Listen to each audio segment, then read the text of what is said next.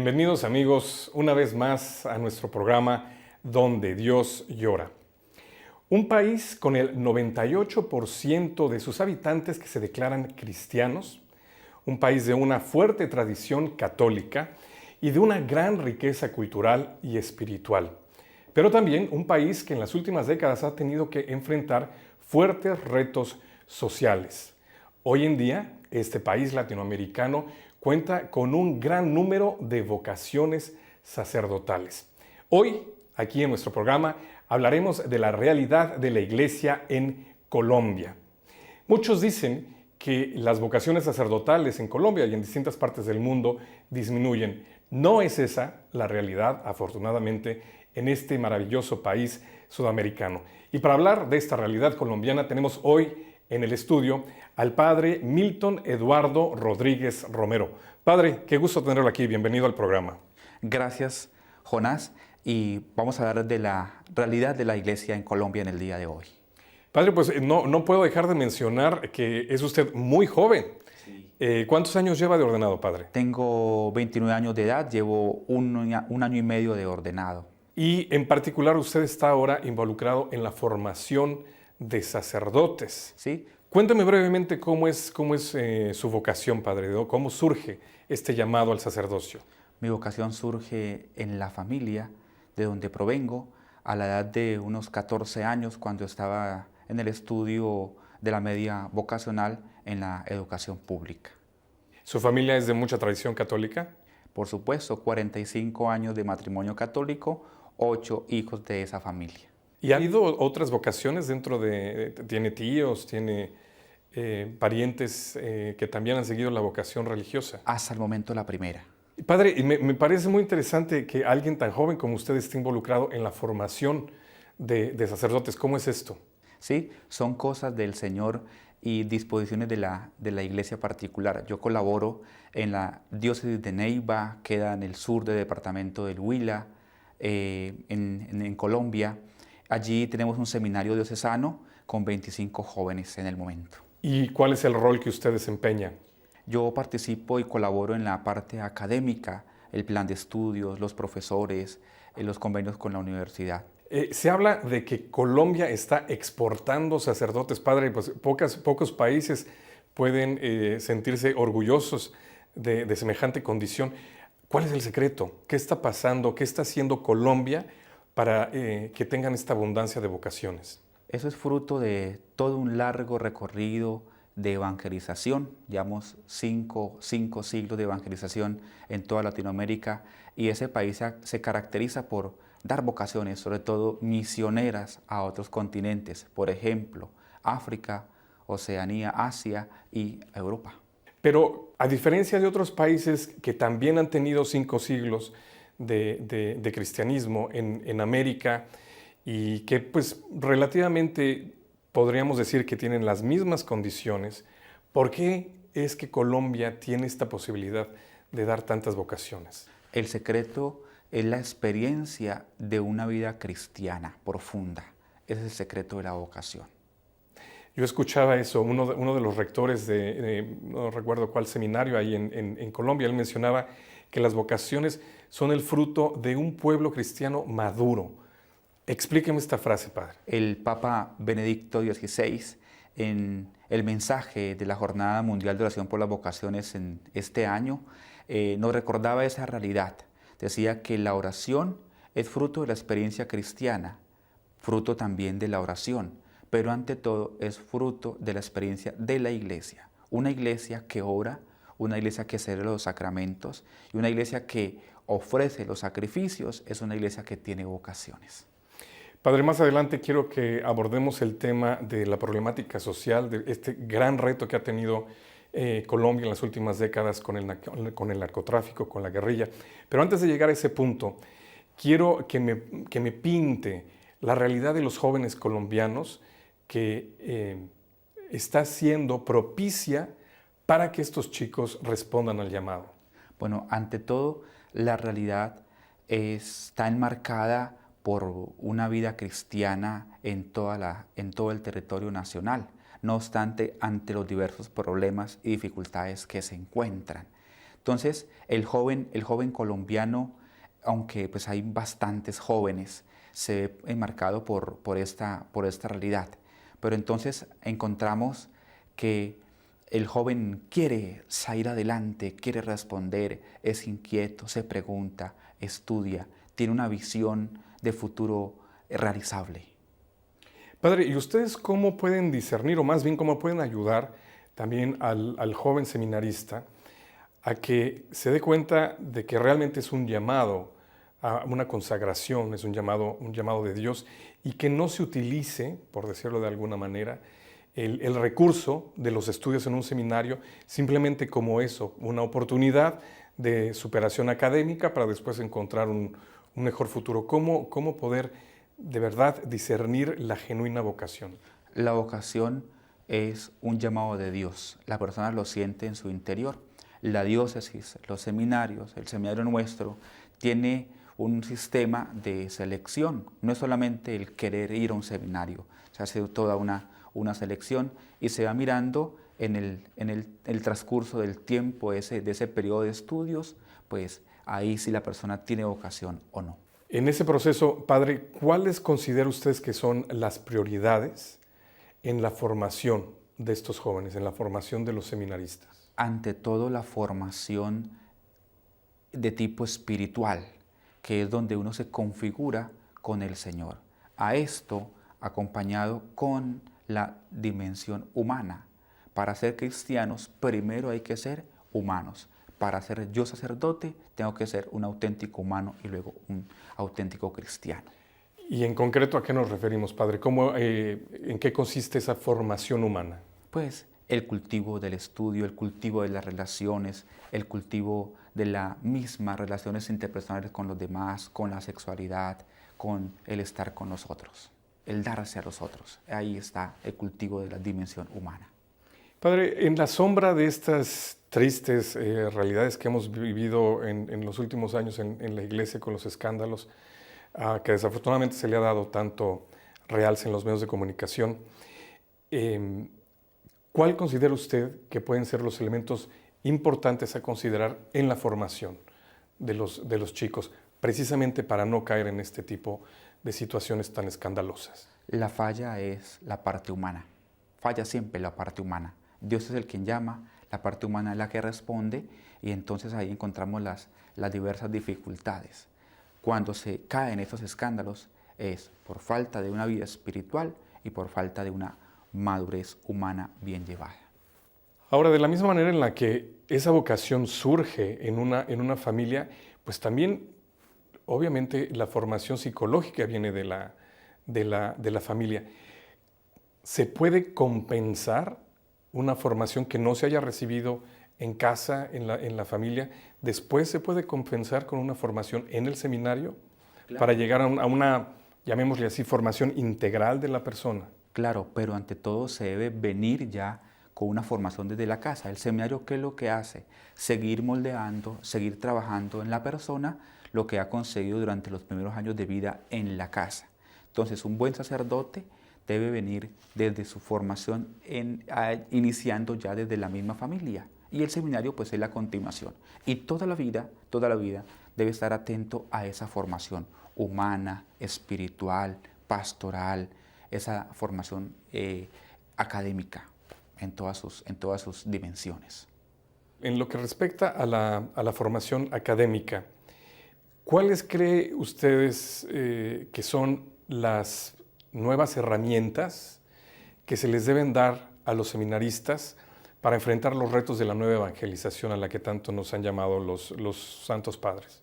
Pues la formación humana en los seminarios se encamina en dos ramas, la filosofía como presupuesto, prerequisito para la teología, pero ante todo la utilización de esas ramas mediante los medios de comunicación. Hay que evangelizar por medio de esos magníficos medios que el Señor nos regala a la humanidad y nos regala a la Iglesia. Yo creo que un sacerdote, antes que nada, se convertirá en un maestro de la fe. ¿De qué manera preparan ustedes a estos estudiantes para que tengan esas habilidades pedagógicas de enseñar? Bueno, la habilidad pues se construye cada día. se enseña en la dimensión académica algunos elementos, a ser comunicadores, a manejar estos medios que son tan relevantes en nuestra sociedad, pero ante todo se propone la iniciativa a los jóvenes para que ellos exploren nuevas formas de cómo evangelizar, de cómo comunicar a Cristo en la actualidad. Cada persona es responsable de esta actitud. Y sin duda, tanto Su Santidad Benedicto XVI como ahora Su Santidad Francisco nos están marcando la pauta ciertamente en cuanto al uso de las nuevas tecnologías de comunicación. Claro, los papas todos esos últimos años nos han estado invitando, aduciendo a que utilicemos estos medios. Los apóstoles, miremos la Sagrada Escritura, ellos fueron los primeros que comunicaron. Cristo comunicó su vida, su reino. Los apóstoles comunicaron a Cristo. Y la Iglesia ha venido a través de los años, a través de los siglos, comunicando a Cristo el Señor, que es vida eterna. Igual, entonces una persona que se forma en un seminario debe continuar también en esa tarea de ser un formador, pero también de ser un comunicador de esa palabra, de esa persona que es Cristo el Señor. Y me imagino que mucho de esta labor de comunicación, de evangelización, ha tenido que ver con los grandes avances en favor de la paz que se han dado en Colombia, Padre. La jerarquía de la Iglesia inclusive ha tenido un papel muy preponderante en negociaciones y en distintas iniciativas para lograr la paz en Colombia. Cuénteme un poco de esta realidad, del rol de la Iglesia en alcanzar la paz y la justicia.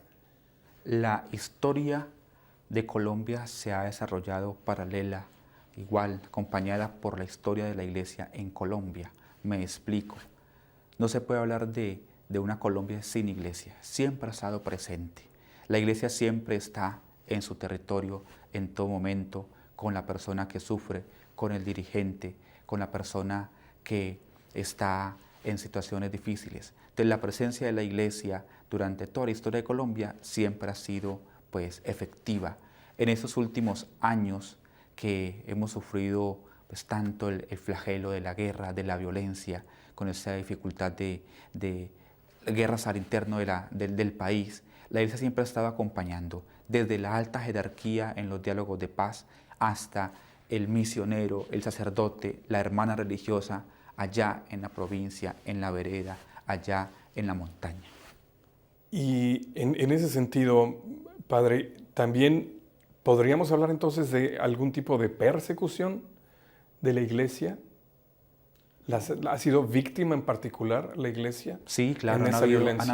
han habido muchas dificultades, asesinatos. Sin embargo, la Iglesia siempre está empeñada en acompañar todos los procesos y acompañar sobre todo a las personas que sufren, que son las que llamamos las víctimas.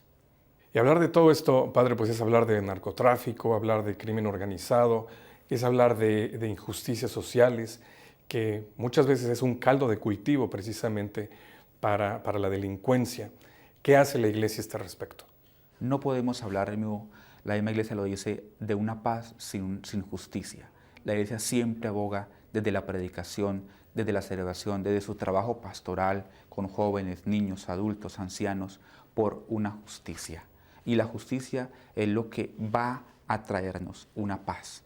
Y esa paz no es solamente el silenciamiento de unas armas o un cese de disparos. La paz es un trabajo por una justicia. ¿Y qué hace la Iglesia, Padre, además de predicar? Bueno, en este sentido. Sobre todo el acompañamiento, ya hemos hablado anteriormente, el acompañamiento de las personas que están inmersas, son víctimas de ese conflicto. Yo creo que el acompañamiento es algo aquí fundamental, porque la Iglesia está presente donde están los diversos problemas, situaciones difíciles. No solamente está en los diálogos o no solamente está acompañando a quienes dirigen los diálogos, por ejemplo en ese momento, sino también está con las víctimas, está de parte. Tiene los colegios, tiene universidades, tiene lugares, situaciones que ayudan a personas desprotegidas. Cuando habla de acompañamiento, se refiere también a vivir lo que es el calvario de muchas de estas víctimas de la violencia. Claro, es ser uno cristiano, es compadecerse de quien sufre. Lo que hizo Cristo en el Evangelio, Cristo sintió compasión, se compadeció de los que sufrían. Y eso es lo que hace la iglesia. La iglesia entendida desde ese punto, no solamente la comunidad que tiene los ministerios, obispos, sacerdotes, religiosas. No, la iglesia es toda. La iglesia es la que sufre, la iglesia es la quien llora. Entonces, desde todo ese ámbito, obispos, sacerdotes, se acompaña a esas personas que sufren. Todos somos así. Me llamaba mucho la atención, padre, que leía en la información acerca de Colombia, que en la constitución de ustedes hubo un tiempo en el que estuvo la nación consagrada al Sagrado Corazón. Sí, claro, la constitución que estuvo, donde se consagró la nación al Sagrado Corazón de Jesús. Pero después cambió. Después cambió, entonces Colombia se declara como un Estado social de derecho de tipo laico. ¿Y siente usted que hay una iniciativa laicista, es decir, de sacar de la vida pública el rol de la Iglesia? Claro, hay un cierto interés, pero no se puede desconocer el papel que ha tenido la Iglesia en toda la historia de Colombia. ¿Qué hay del impacto de la teología de la liberación en Colombia? Creo que pasan los años y ahora llegando su santidad Francisco I, como que hablar de teología de la liberación ya no es lo mismo de aquella que escuchábamos en los 70s, inclusive en los 80s. En esta perspectiva, ya con el tiempo, ¿cómo se ve esta teología de la liberación en Colombia? En su momento era lo máximo, era el boom, década del 60, 70. Sin embargo, tuvo novedad por lo que proponía. Proponía era una iglesia de los pobres. La iglesia de los pobres siempre ha estado. Y lo que se proponía ya se estaba viviendo en Colombia y en toda Latinoamérica. Entonces el impacto, podemos hablarlo así, pues no ha sido mucho, sí, algunos elementos, pero no así de gran relevancia. Esa vinculación que se dio en algunos casos de iglesia con marxismo, ¿fue una realidad en Colombia? Claro, fue una realidad. Se encuentra también casos, a veces sacerdotes que practicaron el comunismo, cristianos que se fueron incluso a las filas, entendieron el cristianismo como la lucha por la justicia, como el tomar las armas, con la violencia, ganar la paz. ¿Y cuál es la realidad hoy en día en ese respecto? Hoy en día se está trabajando de todos los ámbitos, sobre todo en el ámbito de la formación de la conciencia, formación de la persona.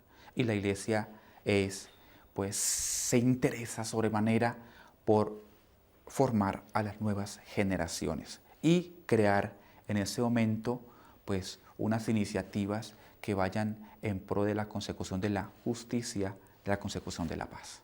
En este sentido de hablar de justicia, padre, pues es evidente que uno tiene que apuntar el dedo hacia las diferencias sociales, hacia la distribución de riqueza de una manera tan desigual, tan desequilibrada. ¿De qué manera la Iglesia puede ayudar a resolver este gran reto? La Iglesia se orienta a la formación de la persona, formación de la conciencia. Son los jóvenes, los niños, los que van a ser los ciudadanos, los cristianos del día de mañana. Pero bueno, ¿qué hay que hacer ahora? Implorar la justicia. Colombia en toda su historia ha estado marcada por el fenómeno de la violencia y por el fenómeno de la corrupción en todos sus ámbitos y en todos los lugares. Hablando de corrupción, ¿de qué manera se puede combatir ese cáncer tan terrible que pues, fomenta tantas otras cosas, ¿no? Como es el narcotráfico, todo el crimen organizado y muchas cosas más? Bueno, la corrupción se combate con la verdad y con la justicia. Entonces, la persona que es formada en estas dos dimensiones no va a ser una persona corrupta. Entonces, desde el ámbito cristiano se trabaja en esa dirección de trabajar, de propender una paz, una igualdad, una justicia en nuestro país. Padre, ¿y usted antes de entrar al seminario estuvo involucrado en algún movimiento, en alguna organización seglar? No, para nada. Yo vivía en mi casa con mi familia, estudiaba en escuela pública, en colegio público, pero sin vinculación alguna, a la parroquia, al centro parroquial donde yo residía. Mi pregunta va en el sentido de, ahora que es usted sacerdote, ¿cómo sería el ideal para usted de colaboración entre laicos y sacerdotes? ¿Cómo le gustaría que de verdad se diera este trabajo de colaboración y complementación? Ahí la pregunta se responde con lo que se entiende por iglesia. Entonces a veces la iglesia, la idea de iglesia no es solamente el templo, la iglesia o solamente se entiende como la jerarquía, obispos, sacerdotes, el papa, cardenales. No, la iglesia es toda la comunidad de bautizados. Entonces, ¿cómo entender o cómo crear un ideal o cómo veo yo un ideal de colaboración dentro de la iglesia? Ese ideal va a atender en cuanto cada persona, cada bautizado, cada cristiano haga lo que le toque y le corresponda hacer. De esta manera, coloquemos un ejemplo. El obispo, el papa, el catequista, la persona, el campesino allá en su trabajo, el indígena, que hagan cada uno de lo que toca hacer, pues magnífico. Ahí está la evangelización y que cada una de esas personas lleve una vida cristiana auténtica como es, pues ahí es algo magnífico porque la iglesia está creciendo y se está testimoniando a Cristo el Señor. Por ejemplo, ustedes no, ciertamente con tal abundancia de vocaciones, no se enfrentan a estas retos como se llevan a cabo en Europa hoy en día sobre la ordenación de mujeres. ¿Eso viene a ser algo que se cuestione la iglesia colombiana hoy en día? En Colombia no se tiene poca relevancia sobre este tema. No se trata de por sí. Y en el sentido de que no hay una falta de pastores. Claro, hay una gran falta de pastores.